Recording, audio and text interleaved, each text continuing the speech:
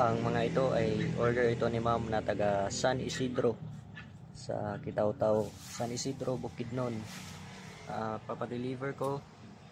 Ito ay panlagay po sa kanyang tindahan. Ito panlagay sa kanyang tindahan na grapa.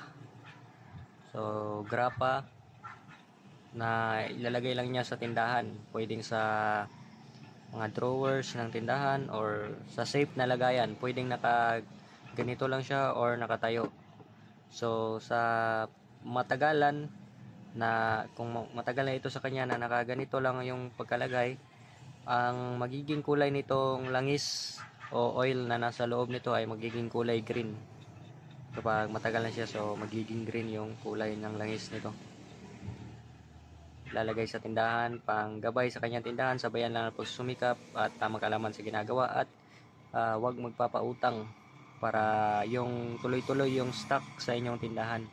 So yun lang yung isa sa mga huwag gawin kapag nagninegosyo ng isang sari-sari store o tindahan, ay huwag magpapautang dahil sigurado hindi babayaran at ang mangyayari ay malulugi ang tindahan. So huwag magpapautang.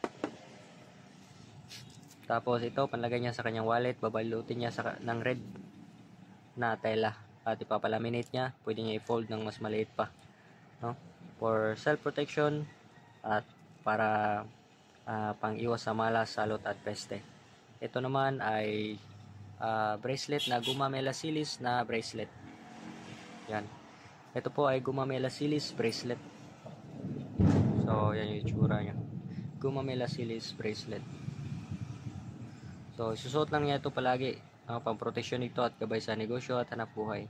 So ilalagay ko siya ng ganyan yung magiging itsura niya. So dito, pag isusuot mo itong bracelet na to, ihilain mo lang dito, hawakan mo, hila mo ng ganyan, tapos pasok mo yung kamay mo. Yan. So ganyan na yung bracelet pag isusuot. So ang pag-lock naman, ito naman yung hihilain mo. Hawakan mo dyan, tapos ito. Yan, so ganyan lang, no? Madali lang yan. Close. Hila-hila lang ba, no? Tapos magagamit mo ito sa pangmatagalang panahon kapag inyong iingatan. So, ikaw na po bahala mag-adjust kung gaano ang gusto mong higpit.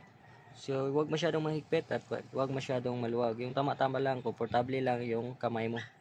So, ganyan yung itsura. Pwede siya basahin ng tubig kapag naliligo. Pwede dalhin kahit saan mang lugar.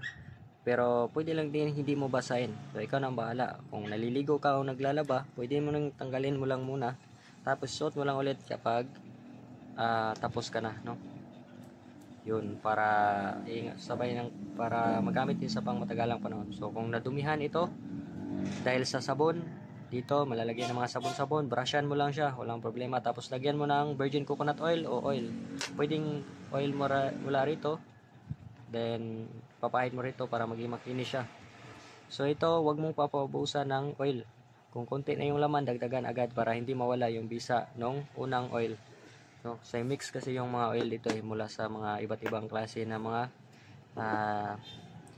pinagbabara na mga mutya at dahon. So, yan lang yung order ni ma'am na taga San Isidro.